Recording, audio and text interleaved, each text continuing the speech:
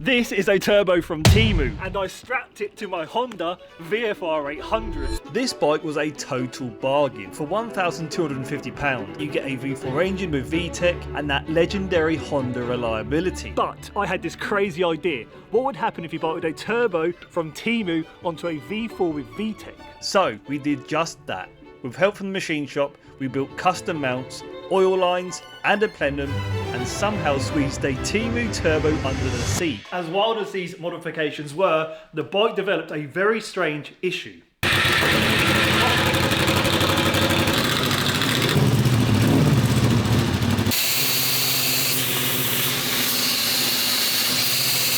We initially thought that the turbo was restricted, but it was actually more than that. With the turbo totally disconnected, the bike would start, idle, but it would not rev. So in this upload, got to figure out what's going on, fix that issue, then reconnect the Temu turbo, survive all the chaos, and then maybe, just maybe, we can hit the road.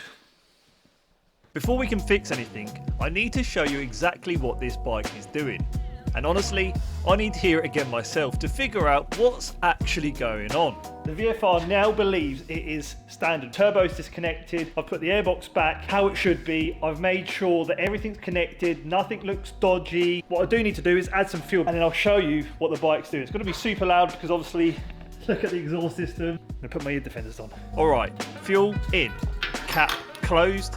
Now we'll hear what this VFR is trying to tell us.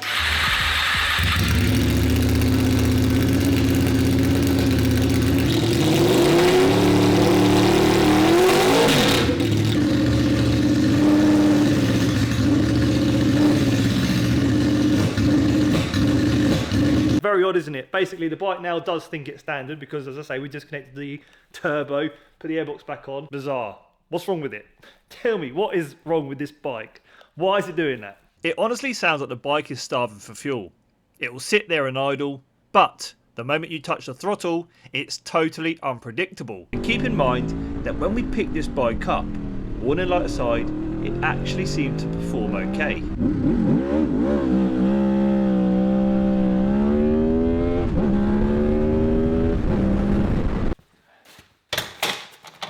So I suppose it's time to get the workshop manual out, and these Hondas have got a clever system on board in which you can trigger this self-diagnosis system off by bridging this connector block. What that will do is it will tell the bike to tell me via a flashing red light, and we know when we got this bike, the red light, the FI light was on. The bike rode fine, but maybe that flashing red light is the cause of our problem. So we're going to have a look at the dashboard now and figure out what codes we're getting.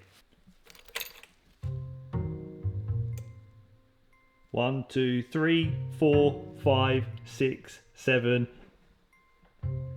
Got 7. 1, 2, 3, 4, 5, 6, 7, 8. 1, 2, 3, 4, 5, 6, 7, 8, 9. So we've got loads of error codes. We've got a 7, we've got an 8, we've got a 9, we've got a 23. Now if I go through the troubleshooting guide on the workshop manual, 7 is the ECT sensor, number 8 is the throttle position sensor, number 9 is the IAT sensor, and 23 is an O2 sensor heater. This is the interesting one. Number 8, the throttle position sensor, poor engine response when operating the throttle quickly. Sounds like our issue. Okay, so I'm thinking the best way forward is just to replace the items that the bike thinks are faulty. So what I've gone and done is bought myself a brand new throttle position sensor. I've got a brand new coolant temperature sensor, and I've also got a replacement O2 sensor. Now, they're the sort of items that I think would play havoc on a bike. They're the sort of items that could cause dodgy throttle response. So let's install them, see if the bike still thinks they're faulty or not, and we'll go from there. Firstly, we need to drain the coolant and swap out the temp sensor. Quick and simple.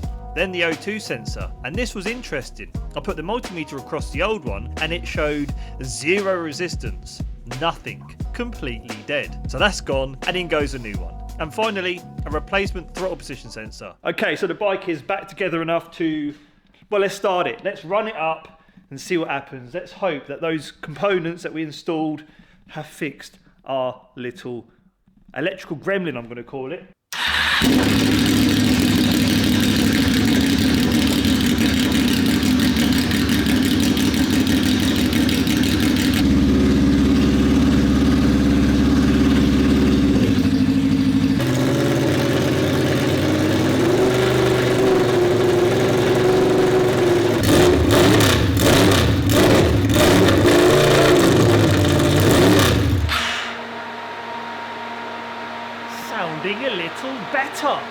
even though that sounds a little more promising, before I go any further, I just want to say that projects like this only really happen because Temu makes this kind of experimentation possible. Being able to grab parts quickly, especially from UK-based sellers with fast delivery, means I can keep the build moving forward instead of waiting weeks.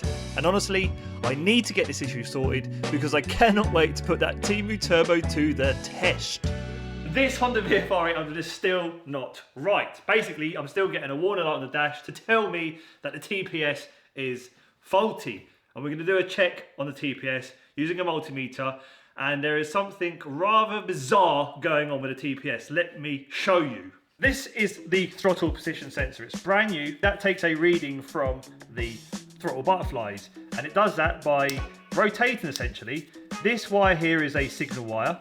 This wire here is an earth wire, and this is a wire that takes a reading, sends it to the ECU basically to tell the ECU where this is positioned. I'm going to take a reading from this wire here, which goes directly to the ECU. Now we've got 5 volts showing, and we'll mimic what happens when you open the throttle.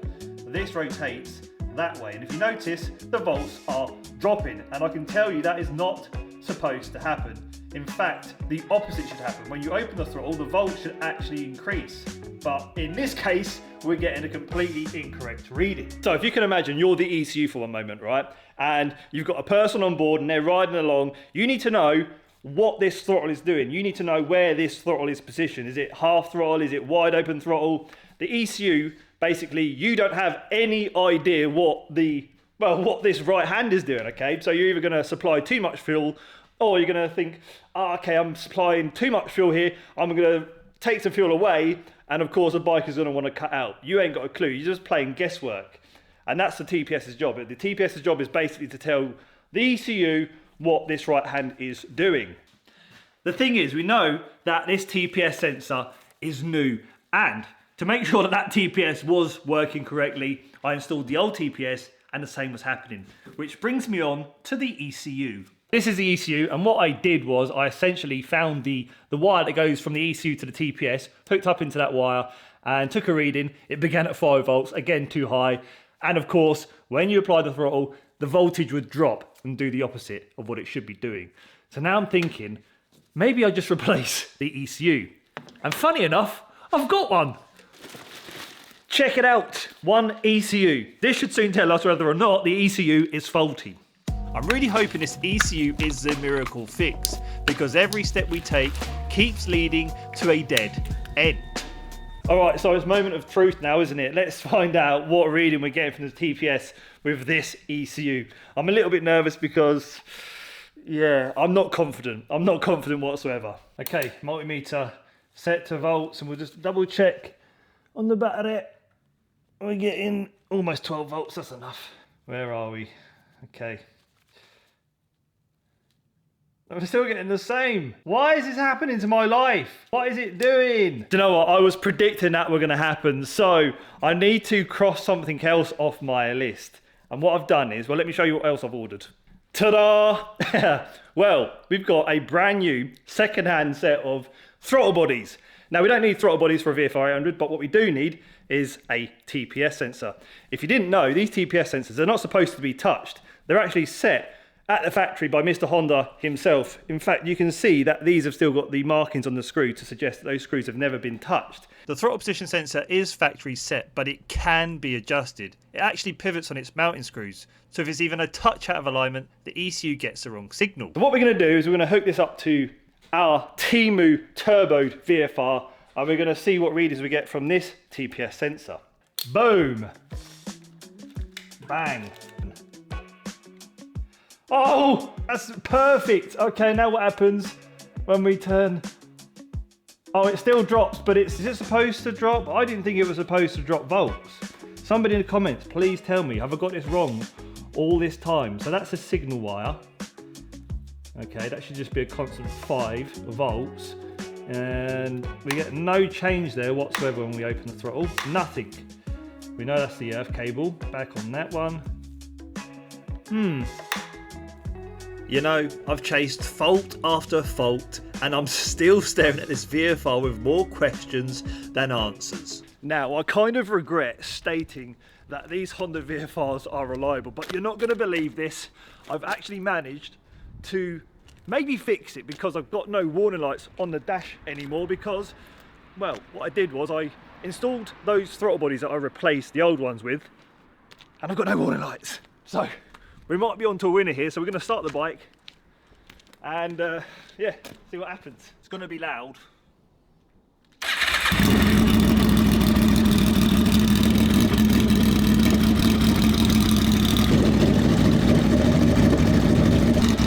I'm just going to let it warm up.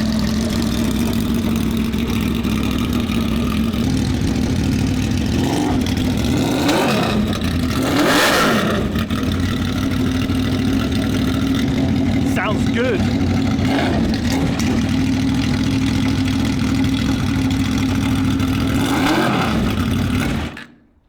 Oh. Yeah, it's not supposed to do that.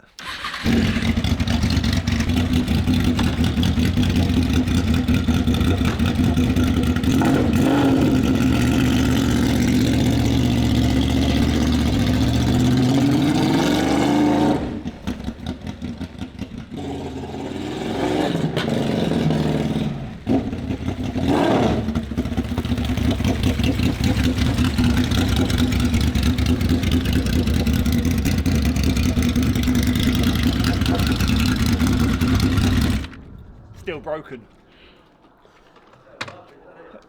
Yeah, it's not running right though. No. You know, I've replaced everything this bike has asked me to replace.